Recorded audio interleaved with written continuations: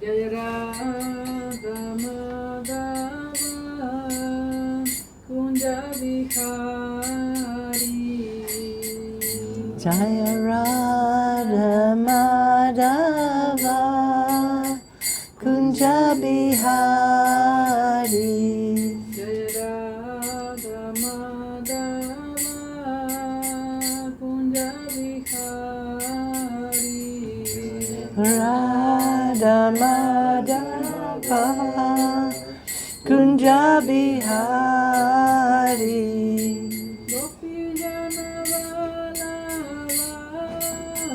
Girivardhari. Gopi Jana Vallabha Girivardhari.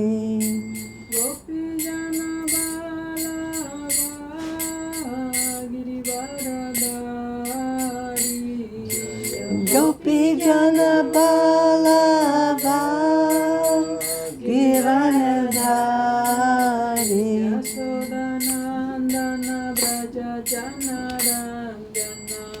Yashodanandana Braja Jana Ranjana.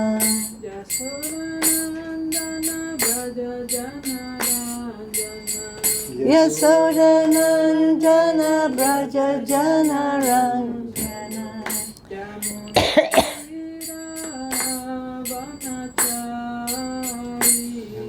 Natira Banachari.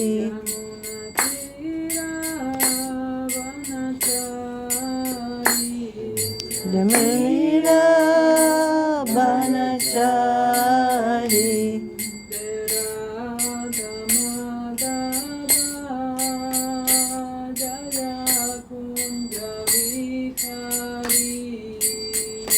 Jaya Radha Madhava Kunja Bihari.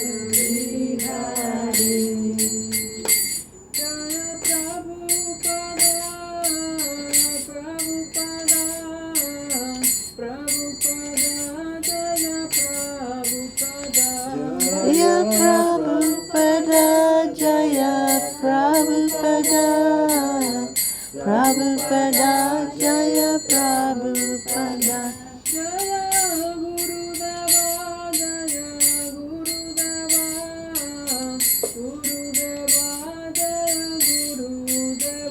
Jaya Gurudeva, Jaya Gurudeva, Gurudeva, Jaya Gurudeva.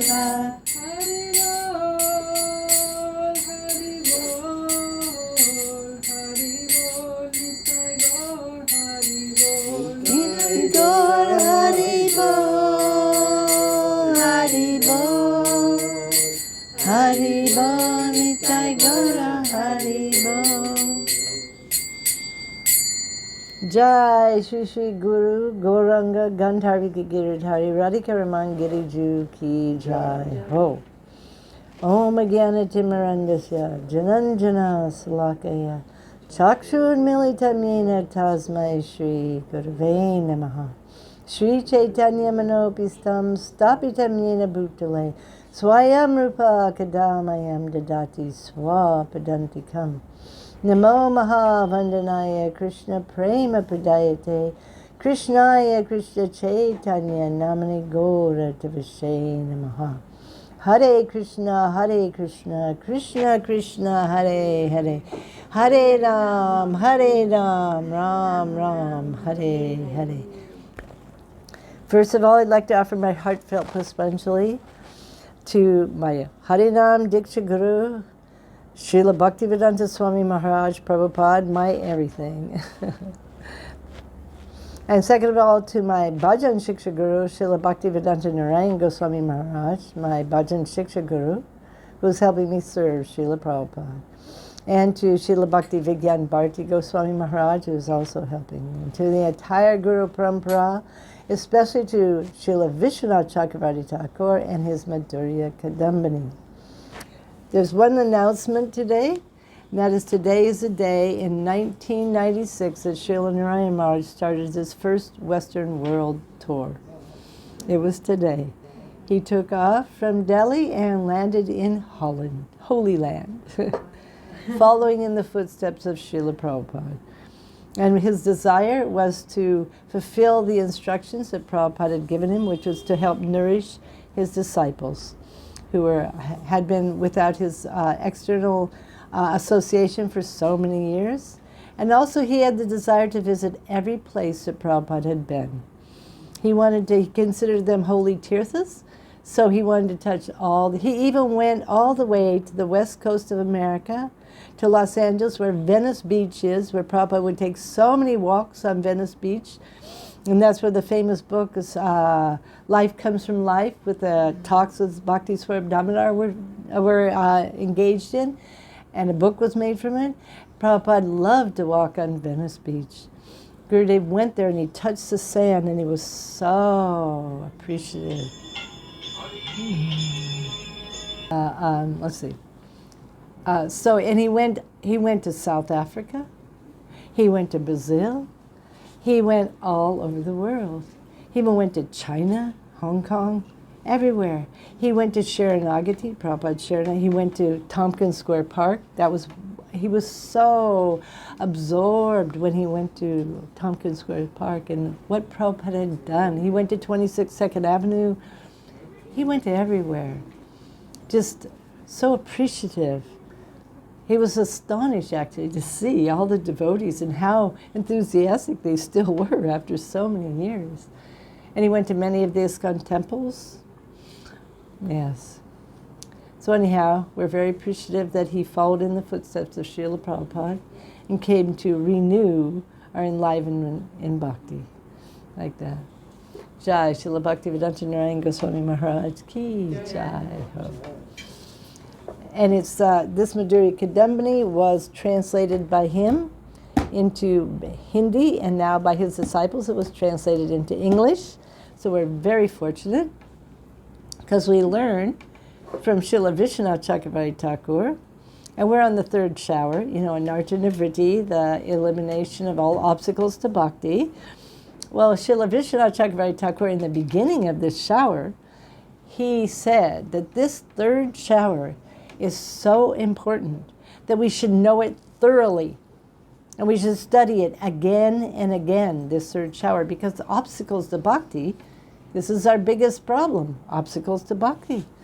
So how they come, how to get rid of them, is so important. We cannot progress on the path of bhakti without understanding anarta nivritti, and also understanding how anartas come and how to avoid making offenses like this, and having anartas be produced from either our offenses or from our sinful activities like this, pious activities, improper practice of bhakti. This is where the anartas come from. And originally, explained in Bhagavad Gita too, and Bhagavatam, but he reiterates it in Madhurya Kadambini. Where does this anartas actually come from? We come with it, the desire for sense gratification. Lust and envy. Bhagavad Gita, we're born into this world with lust and envy, isn't it? And then what comes? Ignorance. And we know we've already been through from ignorance comes the body. We know the whole sequence like this. But it's from time immemorial. This desire for sense gratification has been blocking us from Krishna. And now we're in the fifth text of the third shower. And this is the last part of the third shower. And it's very subtle in one sense, and it's very, very interesting. We talked a little bit last week, about how an offender is displeasing Srinam. Srinam is holding his mercy from an offender. And why? Why is that? Because Srinam, he has the strength, Srinam can bestow his mercy at any time. It's independent, Bhakti Devi. But why? Why does he not do this? Why is he so displeased? And what really is aparad? What is the aparad that makes Srinam so displeased? It's not really the sinful activities. I mean, that's not very pleasing. But sinful activities, by just a slight bit of chanting without offense, can be dissipated. And it's not really our pious activities that cause the desire to go to the heavenly planets or whatever. It's not really that. That can also be dissipated by chanting, or even from improper practice of bhakti. That just by continuous practicing, that can go. It takes some time, but those anarthas can go. But the aparads, the anarthas coming from aparads, that is, we learn, this does not go. Finally, absolutely, until we get praying. And we actually become an eternal associate of Krishna, and we enter Leela. The other ones, they can go at Ruchi or a Shakti like this, but this, no, not the anarthas from aparad. Because aparad, what is it? It's a willfully doing something against Bhagavan, against his desires. This is what it is, willfully. Usually, sinful activities are just kind of like a past habit or something, and it may be willful, but it's different. And it's willfully, with a cruel, malicious heart, engaging in the 10 offenses to the holy name. Because pretty much all offenses come within the 10 offenses to the holy name. So Srila Vishwanath Chakravarti Thakur has said that that's why we should know without any doubt and with full clarity what are the 10 offenses to the holy name. What are they? We should know them through and through. And he says like this in the Madhurya Kadambini, or it might even be Srila Gurudev saying in his commentary. He says, one should know what they are, and one should stop them immediately. He doesn't say try to stop them. He says stop them immediately, so that our path of bhakti will not be blocked. Because with aparad, our path of bhakti is blocked. And what does that mean? We lose our taste to do bhajan. So let's take a look at this. The first offense, we've talked about the 10 offenses to the holy name. So the first offense, which is very difficult to stop, which is to criticize, those who are spreading the holy name, to criticize the sadhus. But we know, we have had experience, even though we're trying. We know it intellectually, but sometimes, out of bad habit, I was sitting around with others who are talking about and criticizing other devotees, fault-finding, that we fall into this. And what happens is, we do lose some taste. We aren't so enlivened in bhakti then. We aren't. If we're really honest and we look at it, when we get up and walk away from having done that, are we really enlivened in bhakti? No, we're not. We're usually upset. And we get some kind of angry mood towards that particular Vaishnava, because we're angry at them because they did this and this and this. I have a question. Yeah. The question is that when somebody comes to devotional service, he comes with his own behavioral package, the way he has been cultivated, cultured. Yeah, his conditioning. His conditioning. And then when he comes to devotional service, it's not like he can just switch from here to there, like that, So he carries the same fan is still moving, and when he starts, now previously he was interacting with the material world. Right. And now his only interaction is with devotees. Right. Previously he was criticizing the materialists, being envious of materialists. So when he comes in the association of devotees, he sort of naturally is going to carry on. He cannot just, immediately finish at that. So there seems to be some aspect of causeless mercy of the holy name, how people cross that, how devotees cross that, because it seems natural that a devotee cannot just switch out, because There is a natural tendency to criticize. There's a natural Yes. tendency to Well, there's an criticize. answer to this.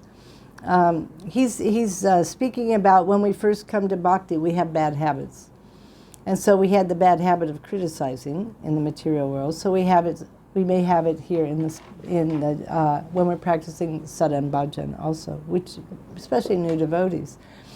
But the thing of it is, when we hear, because in the beginning we should hear what the 10 offenses are, then we should understand, at least in our mind, well, I don't want to do that. It's a bad habit. And as soon as we realize we should be honest, truthful with ourselves, I did it again. There it goes. Please forgive me.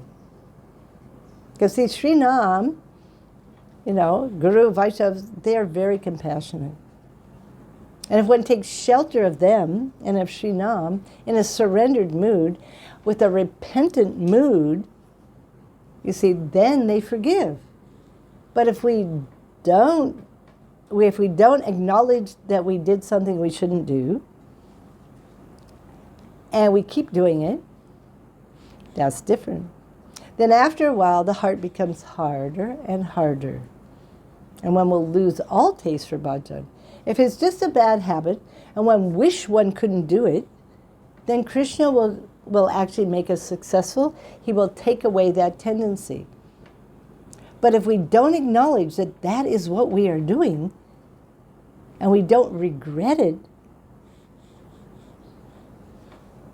because this is a topic that we're going to start talking about today. This is in this 5th text. So the holy name is displeased with someone who willfully is neglecting, and is acting. He gives an example. Srila Vishnu Chakravarti Thakur gives an example that it's like there's a master. He's the boss, like there's a master, right? And he has his servants. But there's a loving relationship with the servant and the master. This master is a nice master. He takes care of the servant very nicely, providing everything for the servant. He doesn't have to think about anything. He just serves. But this servant becomes impudent, rude. He doesn't act according to proper behavior. He just starts being, impudent. He acts against the wishes and the concerns of the master. So what happens? The master, even though he still loves that servant, he has compassion, but he withholds his mercy. He stops maintaining him in one sense. He stops giving him everything. And what happens to that servant? He becomes very impoverished. He becomes very unhappy. He has no longer, in one sense, protection on one level, although the master is there, always waiting. The master is waiting. And then, because the master has a connection with that person, a personal connection.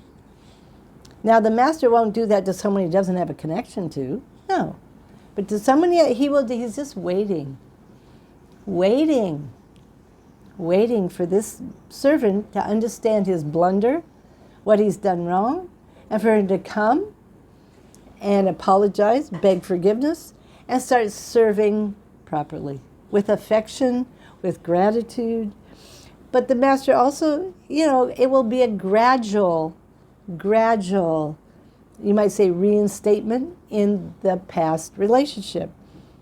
Because there has to be a trust, a new trust has to be established, isn't it?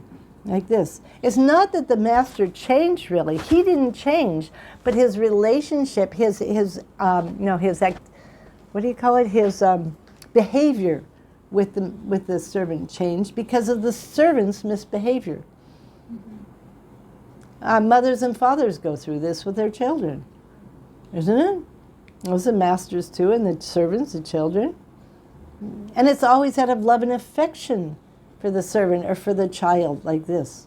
Similarly, Srinam, who is none other than Radha and Krishna, Mahaprabhu, he loves every jiva. But if the jiva misbehaves and willfully turns against him, willfully, knowingly commits, especially the 10 offenses, which we don't need to go through now, but we've been through the 10 offenses. He's offending the Shastras. We know there's offending Guru and Vaishnavas, offending the Dham, offending other living entities, willfully. He knows better. And actually, the worst is when he does it with a cruel and malicious heart. Now, if he does it because he's just weak and he wishes he didn't do it, then there's more hope. There's hope then, you see? But if one knows better and still doesn't try, then what happens? He loses all taste for bhakti. And now, sometimes we hear that he loses bhakti, right? So you think, oh, that's forever. Well, it's not forever, but it's like forever. You see, in the Bhagavatam, it's explaining in the 5th canto that the material miseries, they're eternal sufferings. Because the material, it's like forever in one sense, you see? Material sufferings are eternal. But when the spirit soul, by the mercy of Krishna, gets some sadhu sangha, you see? And he willingly takes this sadhu sangha, starts hearing, starts practicing some sadhan bhajan, like this. Then gradually he can come back. But this losing bhakti can go on for almost like eternity. If one doesn't willfully, if Krishna sends a sadhu and he doesn't take to the sadhu sangha, he just say, even like, let's say 5 lifetimes down the line, he gets another chance and he just refuses. We have our free will. We have our independence.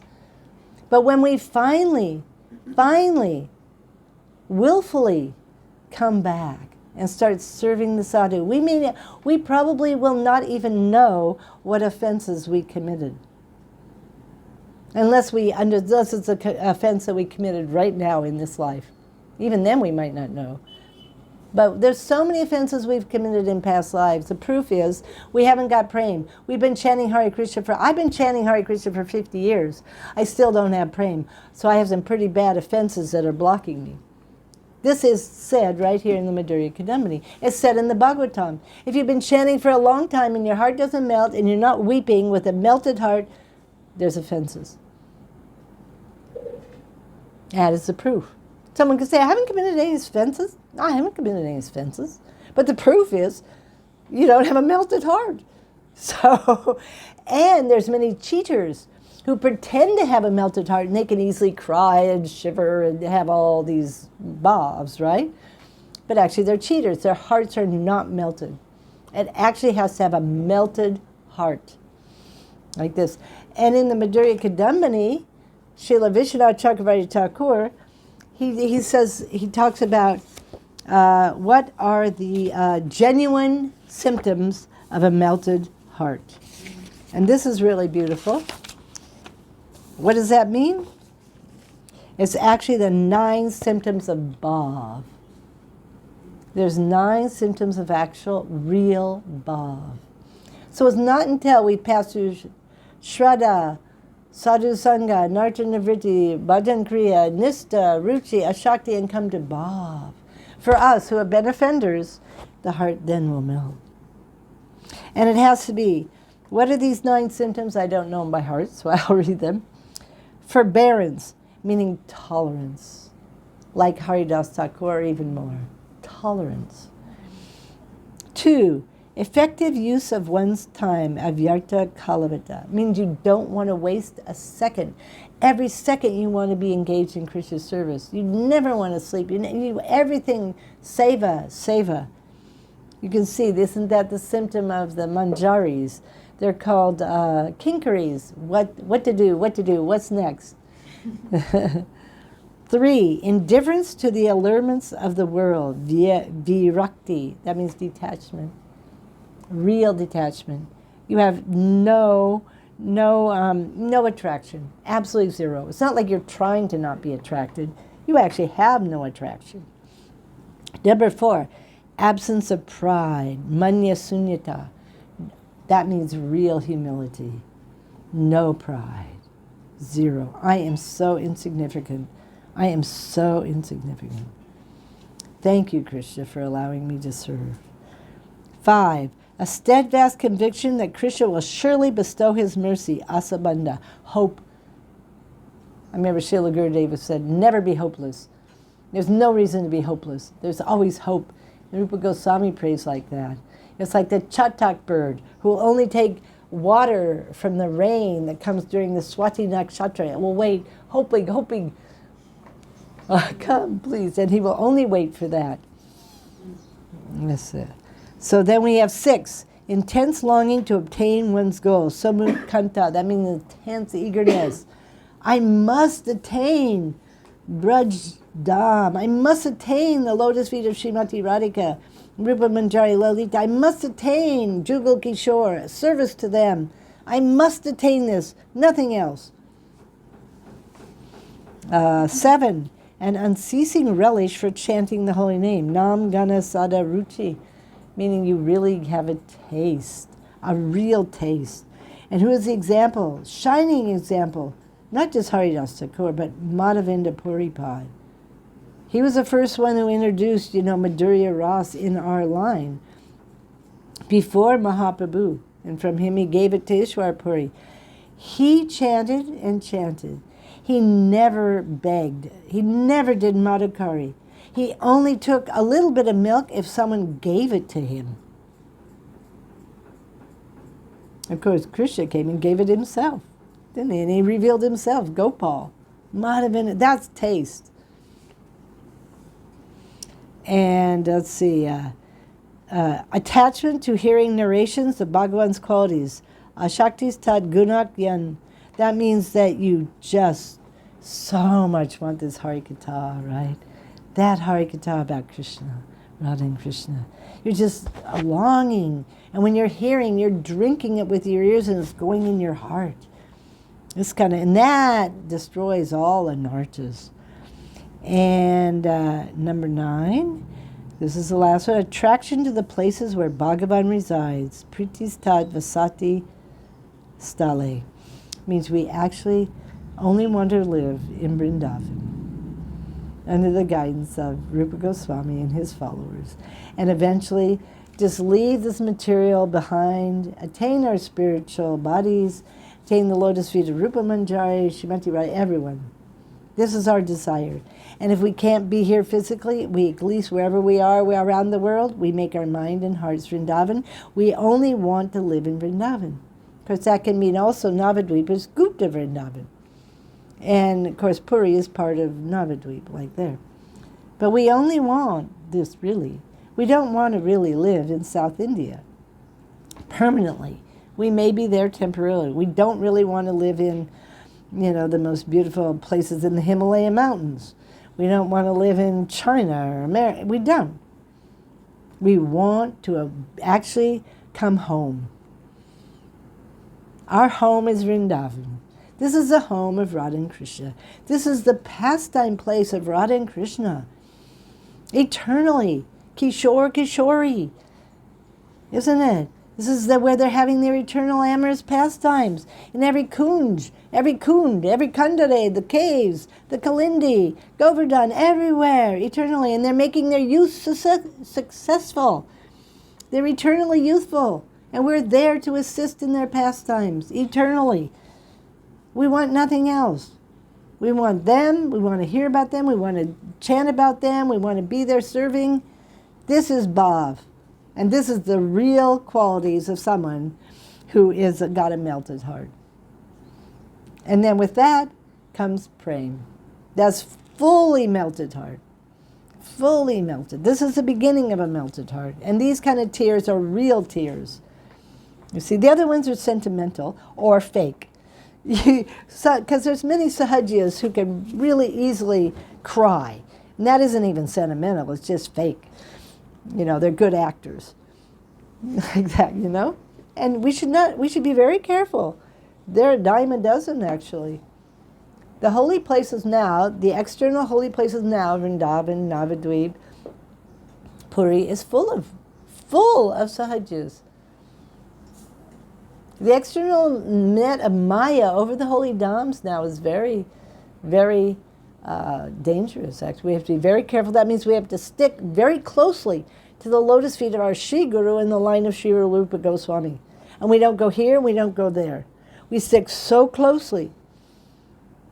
Because what's in somebody's heart, if they have a hard heart, and we're surrendering to them, and we're hearing from them, our heart will also become harder and harder. But if we're surrendering to someone who actually has a melted heart, you see, then our hearts will also automatically, by their association, become melted. By their harikatha, by their very association. It's just coming out of them. This mercy, this compassion, this forgiveness, is coming out of them. And if we serve them without duplicity, continuously, and for us, it's a gradual process for us offenders. We have to go through Shraddha, Sadhusanga, Nishta. It doesn't come like that, it's gradual. Even when we're repenting, even when we're asking for forgiveness, even when we're serving, we have to, that's why it says tolerance and patience. When they want, they are independent. When Srinam wants, when Krishna wants, when Guru wants, when Vaishnava wants, then we'll be forgiven totally. We'll be accepted. We'll be given Dham Vas, residence in the Dham. We'll be given some service like this, little by little. Because even when we get up to the level of up higher levels, it's possible to commit an offense. So they're watching. They're watching. You see? Like this. So we have to be very, very careful. This is what's blocking us. So Srila Vishwanath Chakravarti Thakur talks about many subject matters in this fifth text. And one of them is, how is it that, this is another question that can come up. I've heard, and it's in the scriptures, this is what we're thinking, and I don't remember the verses, but the idea is, if we just live in the Dham will give us everything, right? Just one night staying in Mathura, we can get Krishna Prem. Taking Mahaprasadam, totally transcendental, like this. Serving the Vaishnavas, like this. Why is it that we're seeing what is transcendental as material? Why is it that we're not getting the mercy? Why? Well, I'm living here in Vrindavan. Why I don't have Prem? Am I really in Vrindavan? Am I really taking Mahaprasadam? No, because we're actually seeing the Dham, we're seeing the Mahaprasadam, we're seeing the Vaishnavas as material. Are we actually, when we're taking Mahaprasadam, really seeing this has been tasted by the lips of Krishna? You read the Chaitanya Charitamrita, how Mahaprabhu relished Mahaprasadam of Jagannath. Sometimes chanting and glorifying Mahaprasadam for hours. Hours. And then he was feeling the divine bliss of Krishna's, the nectar of Krishna's lips. And then he would tell his devotees, you take this. This isn't ordinary dal, rice, chapatis. And they would take, and they would also be in total ecstasy. That is honoring Maha. That is prasad seva. Understanding the transcendental nature of prasad. And that means whatever's coming. It's not that, according to Ayurveda, we should be doing this. And then we know, okay, here, Krishna, you better like this because Ayurveda says this is good. Or, my stomach doesn't like. No, it's not what we're conceiving that we want to take or what's good for our material body. That can be there at lower levels. Because we have to discriminate when we're not pure devotees, but the pure devotees, they do not, any Mahaprasadam coming from any bona fide deities, what to speak of Krishna himself, this is Mahaprasadam.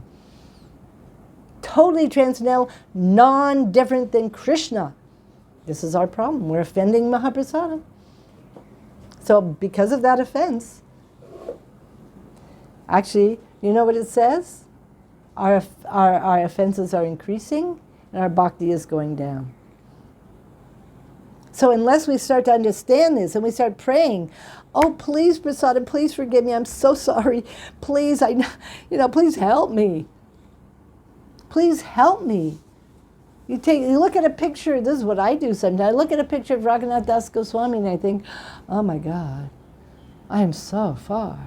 But please, Raghunath Das Goswami, please bestow your mercy upon me. Please.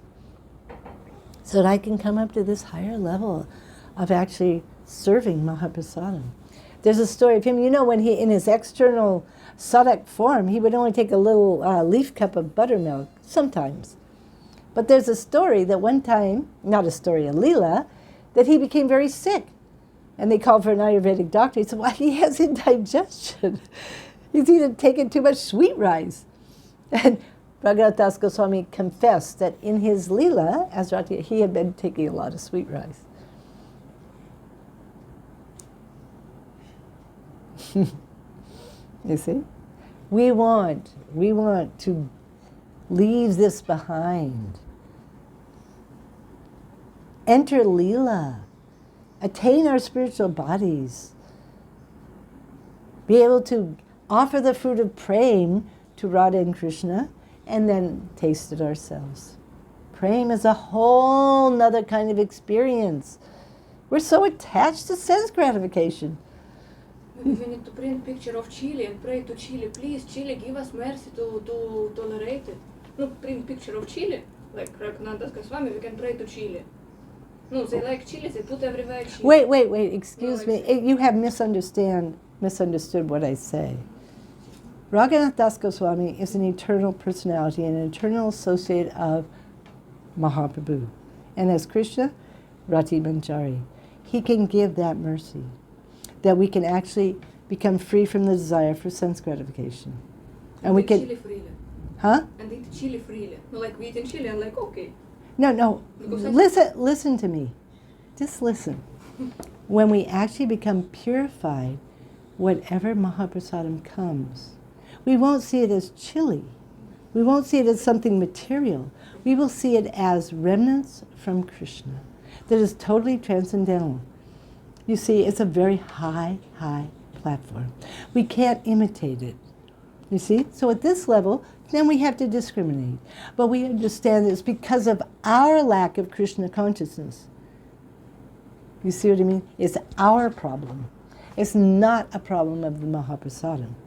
It's our lack of capability of actually doing prasad seva, of honoring prasadam. Yesterday I was in Chile and crying, really crying. Please. Krishna, why you like Chile? Hare Krishna. Why you sweet from one side and from other side Chile? Wait a minute. Really I know. That's because of our low level. That's because we don't really want Krishna to be happy. We want ourselves to be happy. It's due to our desire for sense gratification. You see what I mean? Krishna, it's not that Krishna likes chili. No. Krishna likes when his loving devotees give him out of love and affection something. And if it's a chili, he took banana peels from Vidarani and he loved that. Anything that's given with love and affection, he wants love and affection. That's what he wants. Has nothing to do with chilies or tomatoes or, this or that. Has nothing to do with that. Has to do with when we really have love and affection, we offer it to him and we say, oh, Krishna, I have nothing. Please take this. Please take this. It's a different consciousness. And we just pray that one day we'll have that. At this point, we're just chanting Hare Krishna, trying to become free from criticizing and all these things, our past conditioning. That's all. That's all. And you pray for help from your guru, the Guru Parampara. They'll give you strength. They'll help you go forward. They will eradicate the anarthas. We cannot do it. There's no way you or me can eradicate our anarthas. We're too small. We're too powerless. But if we please Sri Guru, by taking his instructions to heart and trying our best to please them and serve them, then they will eradicate our anarthas. They will take away these problems that we all have, the ones that you have, the ones that they will take them away. And you will see it's such a different consciousness. And you'll be so amazed. It's real liberation. It's not liberation as we talk about, merging in the body of Krishna or becoming free from suffering. It's actually becoming liberated from lust, the desire to be the enjoyer, being liberated from ignorance. You see what I mean? Finally, all that will go because we will have bhav. We will have prem. We'll actually love Krishna. You see? Gorkishore Das Babaji Maharaj, you know who he is, right? He would take mud from the Jamuna, or was it the Ganges, and he would take Maha Bhagavata. You see? It's not tasty. So the thing of it is, we just, the problem is we're too selfish and we're too self-centered, because we think that Krishna likes chilies. And he's so mean, he's giving him, I don't like chilies. But it's so self-centered, it's so me. You see what I mean? It's not at all... What if it's full cooking? Hare Krishna, try and hear what I'm saying. Don't, try and hear what I'm saying. You see, try and hear. Trying, it's not, puzzle not working yet. Yeah, try and hear. The point is, that's a fact. All of us that are here, most of us are conditioned souls, and we've willfully come to bhakti, and we're trying to practice sadhana bhajan. But we still have anarthas. But we've been accepted by Sri Guru. All of us here, we are initiated, right? And you are being initiated. So are the Bengali brahmacharis. So are the Dutch whatever, and the Indian this and that. You see, everyone's in the process.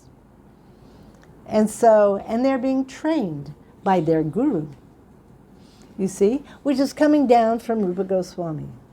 So we have to appreciate that, we have to respect it.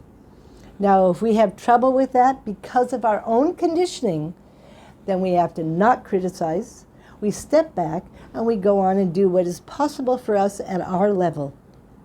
But we don't criticize. Because someone could easily criticize you because they don't like what you do. You see what I mean? This is just silly. It's silly because it's all conditioning. It's all material conditioning. We don't judge people by their material conditioning. We judge them by their trying to practice bhakti and try and please their guru. You see? That's what we judge people by. I have one more question. All time cannot understand. This is first offense. We not criticize people who distribute in holy name. So, well, for example, if someone distributing holy names, they are big Maharajas, for example, in some religious institution, but in the same moment they change in Prabhupada books, they do it like a lot of really stealing millions of money from Moscow. Okay, I can answer that for you. Srila Bhaktivedanta Thakur has answered that. When it's good for the world, when it's good for yourself, and when it's good for that person, meaning that person's willing to hear, then you can tell the truth. You aren't criticizing, you're telling the truth. Maybe one time. But we don't sit around the dinner table and talk for hours about it. No. That's the difference. Yes, we can tell the truth if it's going to help the world, if it's going to help yourself, or it's going to help that person. Now, you don't tell it to that person if they aren't going to want to hear it, because that's useless. It's not going to help them. It can help yourself. If you're just telling yourself, you aren't telling all your neighbors, you see? And it can help the world if you actually have the right mood. Oh, just listen. The right mood is you have compassion and love. You're not hateful. You don't hate these people. You're not angry like that. If you're a pure devotee, then they can have anger. That's different. But for us, no. No, just like Srila Bhakti Pragyan Keshav Goswami Maharaj, you know who he is, right? Whenever he would hear some apasampadaya, some things that were not proper, that weren't true, he would get angry, and he would write an article or have a court case, and he would defeat them. But I'm not capable. Are you capable of it? No. So you don't have the right, you see. When you're actually like that and you can do that, then you can help the whole world. How are you going to help the whole world? By going around talking to your neighbors at the dinner table and saying all this? It's not going to help anybody. It's helping me to discriminate. No, but you talk to yourself. You don't talk to the other people. Unless you go to someone who's more advanced than you. No, okay. But you understand what I'm saying, though. There's a difference. You can go to like your Shiksha Guru and talk to him, but I said you don't talk to your neighbors. Like, I'm not, you're coming to me because I'm like a teacher. But I'm saying if you go down there and talk to this person and that person, just criticizing, that's what I mean. Try and hear what I'm saying, okay? So this is the point, okay? Yeah, you can go to senior devotees and talk with them. But you don't just talk and talk and talk and then go tell people this, and this. No. Question is it this is that they spreading holy name is Hey. covering everything. Like they can do nonsense, but they spreading holy name. Hare Krishna. I know this is going on. No, not that I just want to. No, listen. You have to trust Lord Chaitanya Mahaprabhu. Trust Lord Chaitanya Mahaprabhu. Believe me, he can take care of the deviants. He can take care of them better than you can. You should just try and help yourself, correct yourself, and practice properly. That's what's been told here. Unless we're pure devotee descending from the spiritual world and we have that kind of power, like Parshuram, he's an empowered incarnation of Krishna. He went around killing the Kshatriyas 21 times. We're going to try and do that?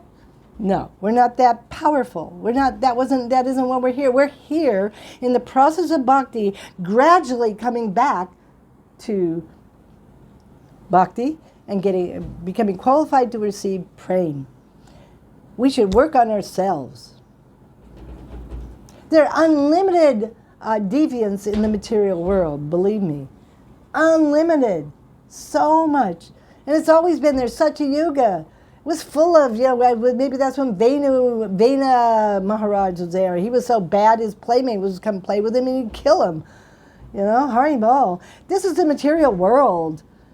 Get real. It's a material world. It's full of faults. The material is not going to change. We have to change and we have to go to the spiritual world and we have to try and help as many other persons go also. And we won't be able to do it for everyone. Even Prabhupada, the empowered incarnation of Nityananda, he couldn't, some people could not take. Everyone has their free will and their independence. You see?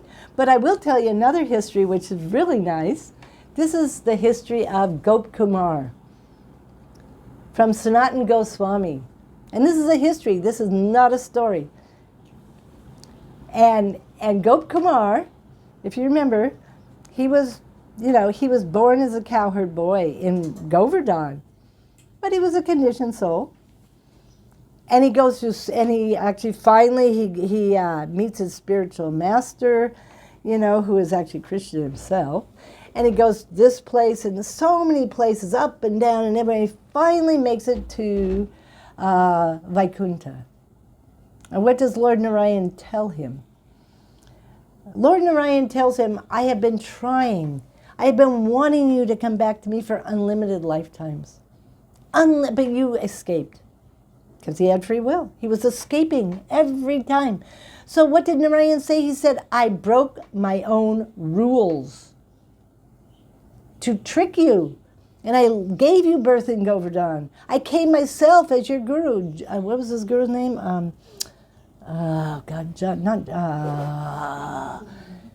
I forgot what his guru's name was. But anyhow, Krishna himself came as guru. And still he was going, and he had the Gopal mantra, and he was going here. He went to Shiva Loka, he went to Siddha Loka, he went here, he went everywhere. He finally made it through the Brahma Jyoti. Finally he made it to the lotus feet of Narayan. And that was a long time. A long time. You see? He wanted to be Indra, so he became Indra for a while. He wanted to become this, so he became that. You read the Brihad Bhagavatamrita, unbelievable. But That's just one history. What is the history of his disciple, Jana Sharma? Jana Sharma made it to Gopkumar here in Vrindavan. It says a history. He was a Brahmin from Mathura. And Gopkumar, he saw, oh, wow, I'll just tell him my story. So he told him his story, but he saw that Jana Sharma hadn't attained prema. So what did he do? He put his hand on the head of Jana Sharma, and everything came. He immediately had prema. Immediately. He said, where is Krishna? Where is Krishna? Straw between his teeth, rolling on the ground. His heart was melting, crying. That's Mahat Sangha. Somehow he had pleased the heart of his guru, Gopkumar. And this is all the mercy of Srimati Radhika, Prem Guru. She had sent Gopkumar for this Jana Sharma. You see? This is inconceivable for us. So, who is Srila Prabhupada? Sent by Radha and Krishna themselves for us. There was no hope for us. No hope. Zero. What, so many fake gurus, this Christianity was all polluted, and everything, pollution, everything Mayavad, impersonal, no hope.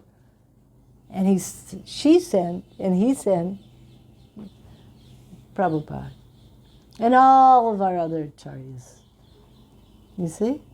For us. So we should stop complaining about anything. We should be very humble. Don't criticize, and just give up our anartas, our envy and our lust, which is the block, and our desire for material sense gratification. This is what it says here. Just stop it. Stop it. And he doesn't even say try to stop it. He just says stop it. That means, what does yoga mean? Yoga means to control the mind. That means we have to control it, which is more difficult than the raging wind, this basic Bhagavad Gita. And then Arjuna asks, well, how can I do that? Krishna, what does he say? Practice and detachment. So we have to practice. And what is the practice? What does Bhaktivinoda Thakur tell us?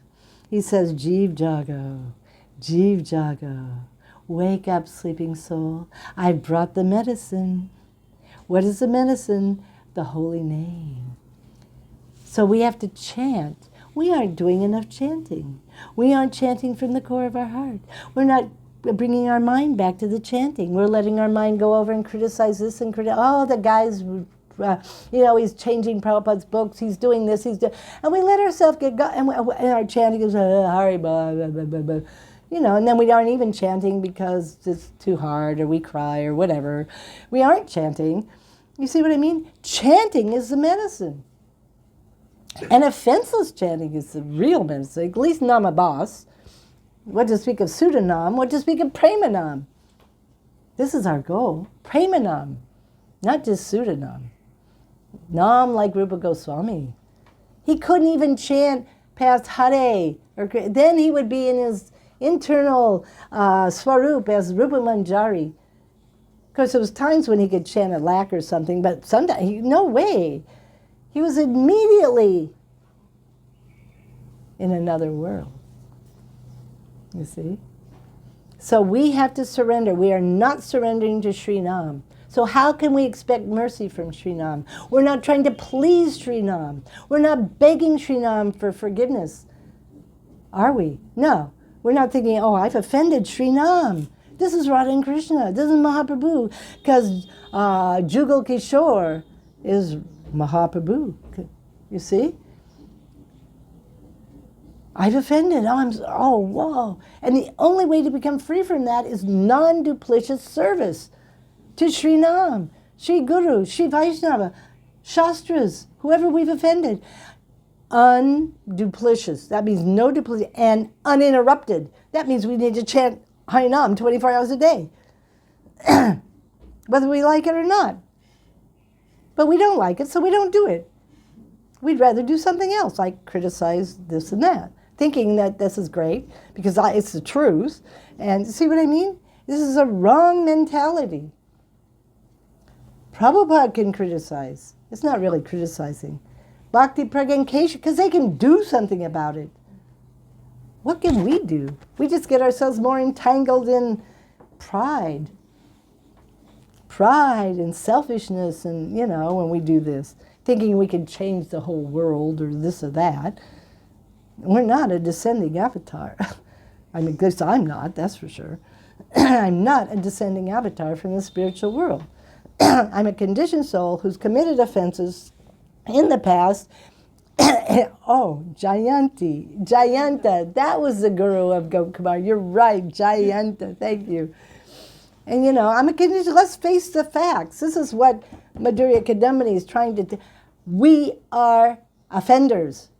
We're not descending from this. We're not pure devotees. We're offenders. And the proof of the pudding is we don't have really a taste for bhajan. We don't have a taste for the holy name. We're not, our heart isn't melted, and we aren't crying when we chant because we're feeling separation from Radha and Krishna. No, we're not. So we need to accept truth. Truth is bhakti, real truth. The truth that Krishna is the sweetest of the sweet. He has 4 Madhuris. His sweetness of his flute, the sweetness of his qualities, his form, his relationship with his devotees. That's the absolute truth. And we have a relationship with him. It's real, it's eternal. Not the fact that this person over here is changing Prabhupada's books. That's so temporary. And that's always going to happen. This is a material world. Let's go to the spiritual world, you see, where these Madhuris are there. The sweetness. And let's take all these other people with us, even the ones that are changing Prabhupada's books. Let's take them with us. You see what I mean? Let's be like that. Compassion, forgiveness, love and affection, you know, like this. Like this. It's not like we aren't making mistakes too and doing things that we shouldn't do. We are. We should be a bit humble. We should be very humble. We should not think we're better than others. This is a big problem, this pride. We're better. Because that's only someone who thinks they're better is going to criticize. If you're really humble, you're not going to criticize. You're going to think, oh my gosh, you know, who am I? They may be doing that, but what am I doing? You see? Like this. So our goal is Prema Bhakti, not Shuddha Bhakti. Yes. What is the difference between Prema Bhakti and Shuddha Bhakti? Shuddha Bhakti, I don't know the actual technical definitions. Sorry, I'm not good at technical definitions. Shuddha Bhakti means it's pure, but it doesn't necessarily isn't full of prema. Yeah. I don't know exactly how to explain it. I have a concept in my mind. I'd have to think about that. Well, in one sense, on the most fanatic definition of Sudha would be, of course, the gopis. But if you're just taking it down to a common definition of Sudha, it could be, you know, just someone who is, like in Narayan, Lakshmi Narayan, like this, or maybe lower. I don't really know, but I have heard this. There's a big difference from Shuddhanam. It might not be imbued with prema. You see, it's just clear. It doesn't have tamagun, doesn't have rajagun, doesn't even really have material sattvagun. It's pure, like Prahlad. Prahlad has Shuddhanam, but it's not the premanam of, let's say, the Brajbasis. There's a big difference. He has Aishvarya Bhav. And he got brief darshan of Nrsingadev. You see? Like this. I'm not sure if this is correct, but anyhow, this is what I can. You see, there's a big difference. There's gradations in bhakti. Like this. Bhishma, he had bhakti, but not like the gopis. You see? Not like the Brajbasis. The Premanam, Braj Prem, this is our goal. Braj Prem. And not just Dasya Bhav, Sakya Bhav, but Madhurya Bhav. We're followers of Rupa Goswami, who is Rupa Manjari, who's a maidservant of Srimati Radhika. This is our goal. This kind of prem, this kind of premanam. In fact, in Prabodhananda Saraswati Thakur's Vrindavan Mahimamrita, He's saying, in the very end, he's saying, how can someone as low as me attain the highest, which is Sri Vrindavan? How is it possible? Not possible, but it is possible by one way, by the powerful, auspicious, astonishing Radhanam. Radhanam. By her Nam, by the power of Radhanam. This can happen, like this. Yeah, Radhanam. She's Prem Guru. Prem Guru. Radhanam, so powerful. That's why when I first came to Srila Bhaktivedanta Narayana Swami, as my Shiksha Guru, and I'd done, it'd been a long time I'd been practicing bhakti, but he was there. Prabhupada actually sent him to help me progress in bhakti. And one of the first things he asked me to do was to chant Munindra Vrindavana-vilasini Triloka Soka Harini, like this. All the Brijvasis sing it. This is the mercy. Kadakarishya Hamam Kripaka. Her mercy. She's Vrindavaneshwari. Her name is most powerful and full of so much compassion and love. Rupa Goswami in his Ukalika Valari, he's praying, how is it that I'm in Braj? He's seeing himself so low and fallen. And how can I may have these desires to serve like this? His Ukalika Valari is full of desires for service as a maidservant. And he says, it's because the mercy of you too, Jugal Kishore, it has a quality that's so amazing. It flows to the most fallen. You see? The mercy. But what's incredible about it is that the mercy of Jugal Kishore, especially Shima, coming down, is embodied in Sachinandan Gaur Hari, and it's given to us by Kandaguru Tattva Nitai, and especially in his group of Rupa Goswami. And so there's a process. And when we're in school, and we graduate from the school of Guru, Rupa Goswami, Swarp Damodar, Nitai, we actually graduate, in school you graduate. Then Radharani will accept us. So you can't just jump over Guru, jump over Swarp Damodar, Rupa Goswami, Nitai. No.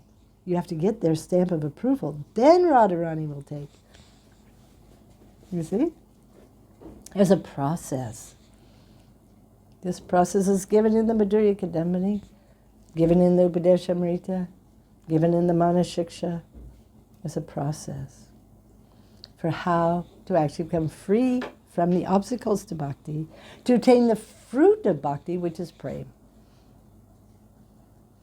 Okay, I guess we'll stop there. Any other comments or questions? Okay, let's chant Hare Krishna.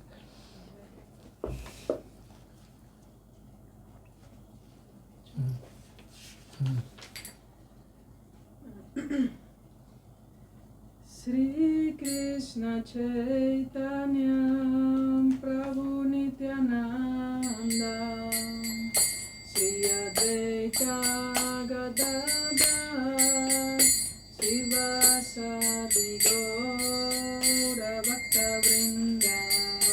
Jai Shri Krishna Chaitanya Prabhu Nityananda Shri Advaita Gadadhar Srivasadi Gaura Bhaktavrinda.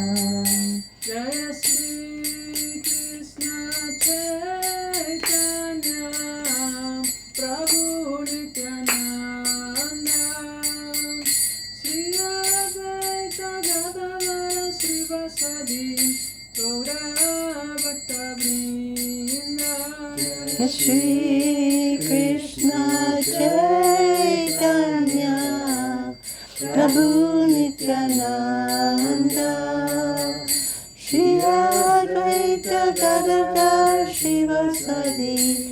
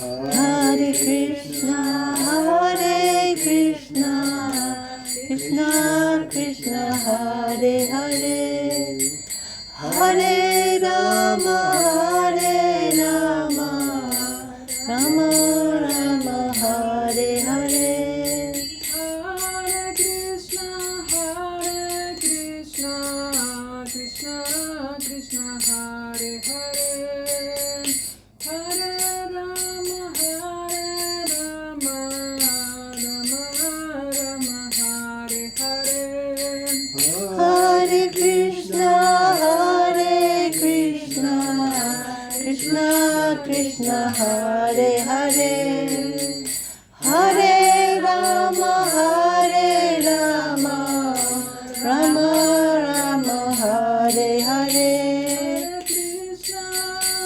Hare Krishna, Krishna Krishna, Hare Hare, Hare Rama, Rama Rama, Hare Hare. Hare Krishna, Hare Krishna, Krishna Krishna, Hare Hare, Hare Rama,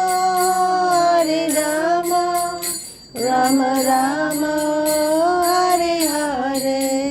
Jaya Radha Giridhari Radha Giridhari Radhe. Jaya Radha Giridhari Radha Giridhari Radhe. Jaya Giri Raja Jaya Govardhana, Giri Raja Jaya Govardhana. Jaya Giri Raja Jaya Govardhana, Giri Raja Jaya Govardhana.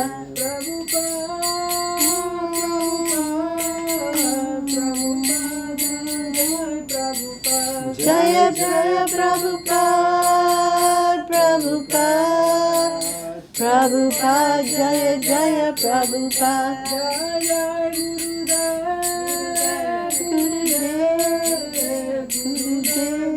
Jaya Gurudev, Jaya Jaya Gurudev, Gurudev, Gurudev, Jaya Jaya Gurudev. Hari Bol, Hari Bol, Nitai Gaur, Nitai Gaur, Hari Bol, Hari Bol, Hari Bol. I wanted to add something. I realized I didn't finish the story about Vidura and the banana peels. This will help you understand. So we have Vidurani, the wife of Vidura, offering Krishna these banana peels, and he's in ecstasy taking them, Krishna. Because she's giving them, she's in so much love and affection, she doesn't even realize what she's doing. And then her husband comes, Vidura, and he says to her, "What are you doing? Why, you know," he's in a little different mood. And so she starts offering him the bananas. And Krishna chastises him. These are not as tasty as the banana peels because of her mood. So if she'd offered him a chili in that mood, Krishna would have been so happy. Because it was her mood of bhav and prem that he was tasting. You see? That's what. You see, and if Vidura comes, "What are you doing giving him a chili?" Krishna would have chastised and said, "No, that's so tasty." You see? He wants to taste our mood.